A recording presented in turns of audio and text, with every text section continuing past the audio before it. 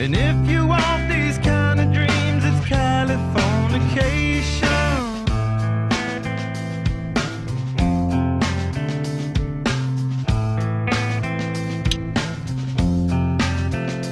It's the edge of the world in all of Western civilization. The sun may rise in the east, at least it's settled in a final location. It's understood that Hollywood sells California.